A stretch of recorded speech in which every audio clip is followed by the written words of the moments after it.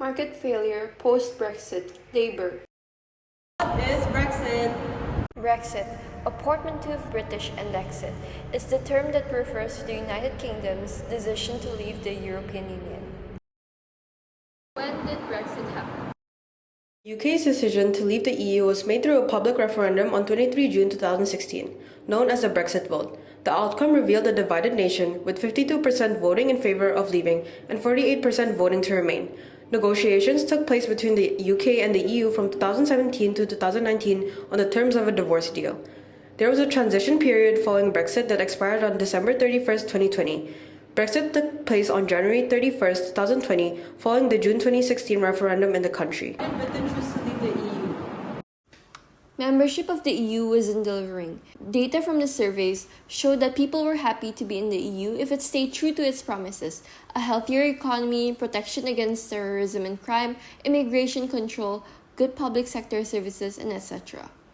If they did not feel that membership helped deliver these things, or worse still prevented the British government from delivering them, they opposed membership.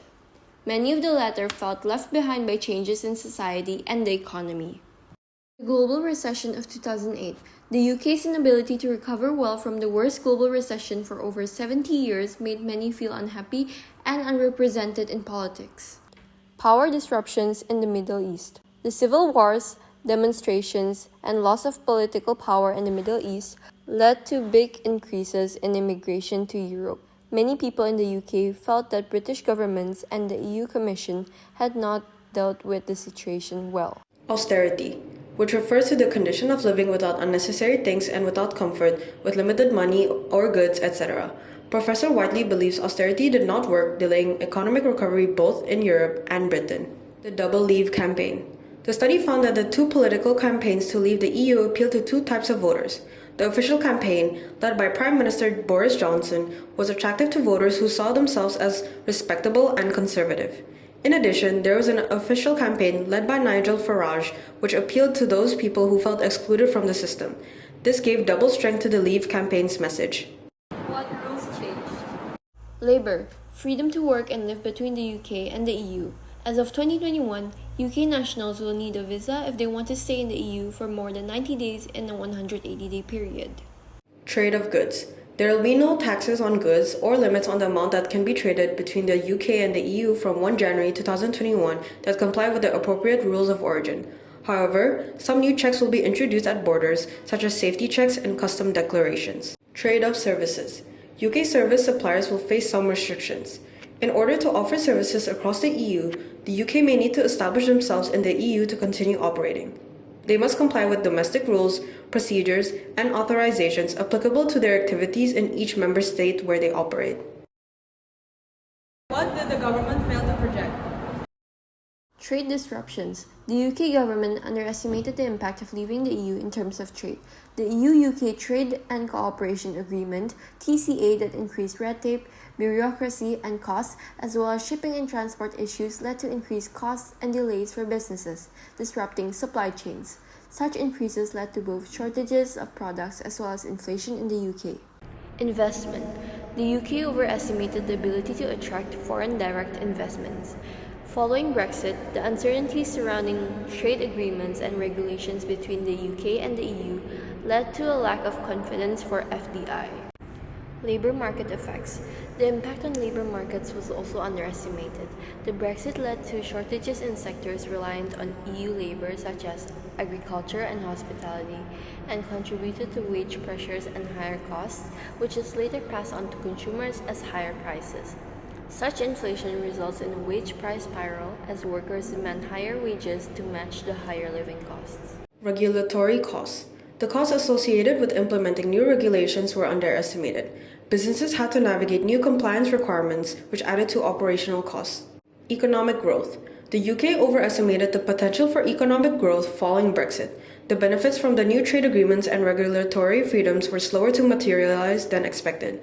While the economic uncertainty had a negative effect on growth, in addition to the previously mentioned outcome that the UK failed to project, the COVID-19 pandemic also reduced economic growth with lockdowns occurring. What are the effects on employment?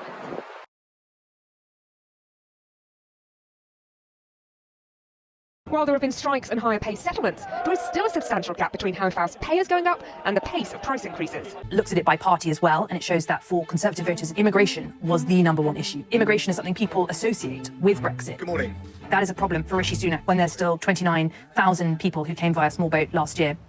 And of course, legal net migration at record numbers. Comes the issue of migration, of course. We took back control, and since we left the EU, the government's had control over that policy area. So really, they need to be held to account for that. Brexit has led to a shortfall of 330,000 people in the UK labour force, mostly in the low-skilled economy.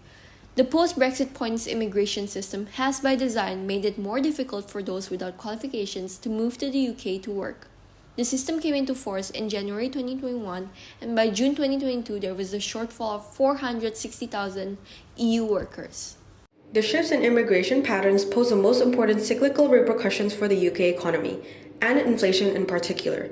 The Brexit led to shortages in sectors reliant on EU labour, such as agriculture and hospitality, and contributed to wage pressures and higher costs, which is later passed on to consumers as higher prices.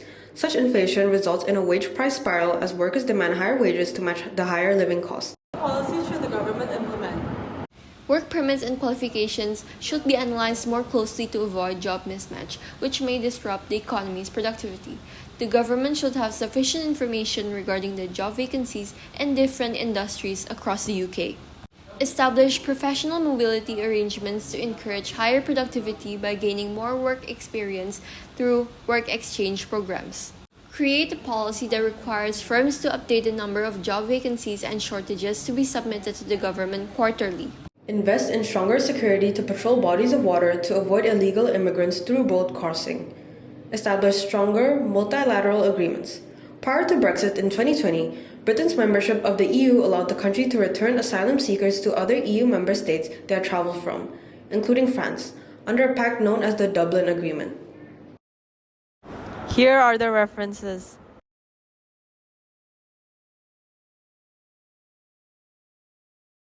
Thank you.